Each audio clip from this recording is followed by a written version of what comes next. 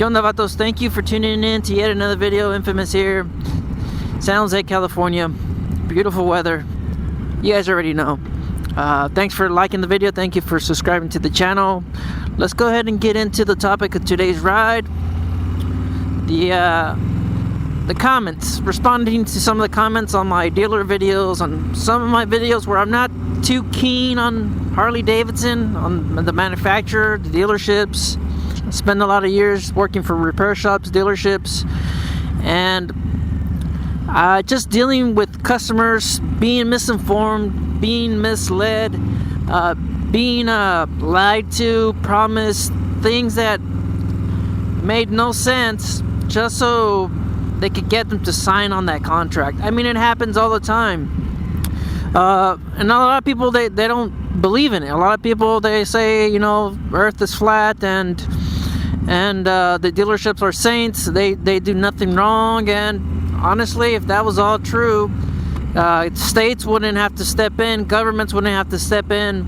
They wouldn't have to put caps on fees that dealerships are charging and all this other BS that they're doing. And contracts wouldn't be, you know, 3 feet long if dealerships were honestly saints. And who knows, maybe you guys just follow the big YouTubers. You guys are subscribed to their channels and they don't say anything wrong about dealerships. You never hear them say anything bad or anything. You don't hear anything bad from you know, the other YouTubers, the better known ones, the ones with the big following. And there's a reason for that. There's a reason why they don't really have anything bad to say about dealerships, and that's mainly because they have a huge following. They have a huge subscriber base. You know, they have a lot of influence on the community, and they're not like us, like everyday average Joes. They have, like I said, they have a community behind them, and there's a reason why they get special treatment. I mean, it's obvious. Someone like myself, low subscribers, maybe, you know, just relatively unknown. And someone like Blockhead, Straight Tree Surgeon, and you know, the other guys, Do It With Dan, they have, you know, hundreds of thousands and million subscribers. And someone like that walks into a dealership, you know, they're gonna get special treatment. It's obvious, and that's mainly because they want good PR, good, you know, just a good review, a good video, a good review, a good experience with one of those influencers. And that's mainly because the potential of bringing in more business. They're not like us. We show up and, you know, word of mouth gets out, and maybe 2 or 3 people hear about it, and that's pretty much it. They might lose out on 1 or 2 sales.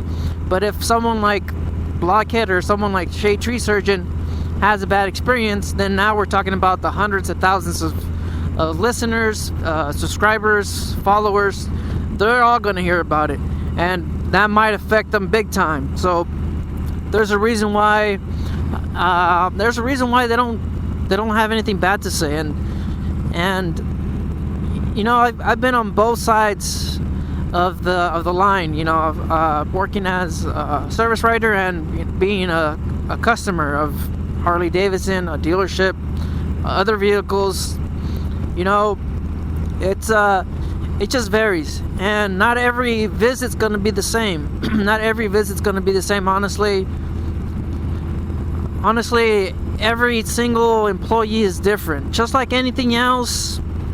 We're talking about teachers, you know, public servants, first responders.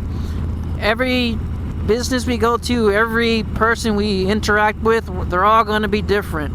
Now, my experience is my experience. I don't know if I was, you know, I don't know if I had visited a different day, maybe talked to a different sales guy. I'm pretty sure you guys have experienced it too. You guys show up to the same dealership, talk to a sales guy. You don't like where it's going. Negotiation is non-existent, and it's lackluster. I'm pretty sure those other content creators, they don't deal with anything like that. They're not negotiating on a bike for 6 hours, like kind of like I did. Those guys, they show up, large subscriber base. They show up and here's the keys. There you go, and that's it. Someone like you and I show up, especially out here in California, where we're pulling teeth and nails just to get $500 off the bike.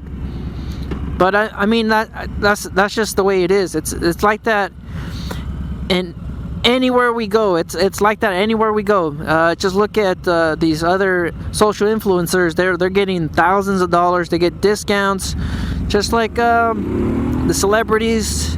You know, they get endorsement deals. They get Beats by Dre for free. They get, you know, footwear, Nike. You know, just it's a common practice everywhere. I know that. And just because I'm posting videos or I'm sharing my experience doesn't mean that I hate my bike. It doesn't mean that I hate Harley-Davidson. It doesn't mean that I'm unhappy with my motorcycle, and it doesn't mean that I can't afford it. Supposedly some of the comments were saying, oh, you're only upset with Harley-Davidson because you can't afford one. What is this that I'm riding on? I have thousands of dollars of parts already on the bike, but I digress. So, and going back to, you know what, everybody has a different experience. Everybody has different involvement in everything. There's employees that are just in it for the money. There's employees that are in it to have a customer, to enjoy the visit, to enjoy the experience, and just to have a good time buying a new bike, or, you know, just anything, not just on the dealerships, but in any situation. There's just some people that enjoy what they're doing. They enjoy kind of, you know, getting people involved. They like interacting with one another. It just depends on the person you go to, and that kind of falls in line, like I mentioned, with first responders, especially with what's going on right now. I mean, the police officers are in a bad light. Nobody wants to support the blue. People are talking about defunding the police and all this other stupid nonsense when we're talking about maybe one or two or maybe even three cops that are probably not good police officers. And this is true with everything in society. We're talking about, you know, teachers. We're talking about paramedics. Some people just, they don't care, and they're just there to collect a paycheck, and this is everywhere. I mean, just look at your own coworkers. I've seen coworkers of mine, same thing. We actually caught a mechanic not fulfilling the service after who knows how many times. Finally, one of the customers caught him, and we didn't know about it. We thought he was doing his job. We thought he was providing a full service to all of our good customers, and turns out he was skipping out on doing lube jobs and skipping out on changing filters just because he felt like they didn't need it. Nonsense. So I know it happens everywhere. I know you guys are dealing with sort of, you know, this sort of stuff too. You guys have coworkers that are just there to collect a paycheck and make sure their hours and their clock in matches up at the end of the day. They don't care about customer service. They don't care about happy customers. They don't care about having a good experience. And no shit, I don't care about this company. Why, you this is just an ATM to me. It's like that everywhere. And like I mentioned, you could go to a dealership, have one sales guy not get anywhere, and request a different sales guy, and they'll switch them out. You'll probably start interacting with another sales guy, and it might be different. You might have a better relationship, a better experience. You know, it just varies between different employees, and there's a system in place to kind of you know, get the bad apples. There's a system in place to get the bad apples out of there and keep the good ones. But I already mentioned that in another video, on my survey video. So let's try to finish this up.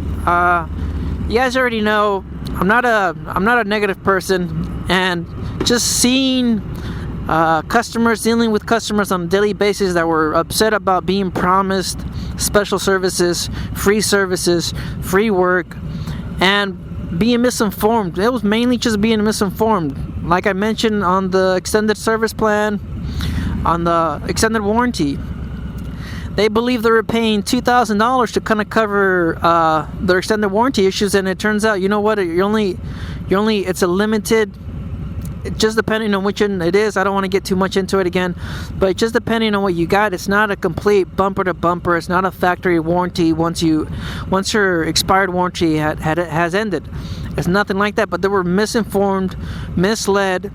They believed that they were paying $2,000 to kind of cover all future services, all future oil changes, all future warranty issues. That's what they believed that they were getting themselves into. That's why they believe they're paying $3,000 for an extended warranty, so they wouldn't have to pay anything out of pocket. And sometimes, like I mentioned, the extended warranties, they just don't cover absolutely everything. And this is just something that service writers, everybody else would have to deal with, service managers, to kind of try to, calm the customer down and just get them to see it from our point of view. And it just happened all the time. And I guess this YouTube, these videos, I'm just trying to give you guys some knowledge and give you, I don't know, just to kind of teach you guys and just kind of make you guys aware of what you're buying, because you guys are, most of us are adults, and we should know what we're getting, and we should know what we're signing on. And that's why at the end, most of my videos, I always kind of mention, make sure you know what you're buying, because the word is my bond, and and all that, all that stuff about, it's my word and whatever, that doesn't count for anything. You got to have it in writing. Let's start wrapping this topic up. I'm already a little bit past my time frame for the video, so just know I'm absolutely in love with the bike. What? Bro, what are you talking about, man? I'm happy with my bike. Like I said, I spent many years researching my motorcycle. This is my first fuel injected bike. This is my first ABS bike. This is my first everything. I've always ridden used bikes. I've always ridden cheap bikes, and that was mainly because I just didn't really see the value in upgrading and spending. Having payments, paying high insurance rates, everything that comes along with owning a brand new vehicle. That's the reason why I delayed it for so long, and that's the reason why I just didn't really see a need to purchase a brand new bike. And after waiting for so many years, skipping the Dyna, skipping some of the Softails, and finally settling with this bike, it was just something about the bike had me stupefied. Everything about the bike had me hypnotized. The dual disc brakes, the color scheme, the black, the logo, everything about it. The 114 air cooled, everything about the bike I absolutely love. I don't care if it's the slowest. I don't care if it's the roughest. I don't care. and I know a lot of you guys are saying, "Yo, Harleys are." I'm not gonna get into that, but I know all its I know all its flaws. I know it's not the fastest. I know it's not the smoothest, but I don't care. I love the bike. You guys stay out there, stay safe, stay positive. Don't believe everything you read. Alright, stay vigilant. Later.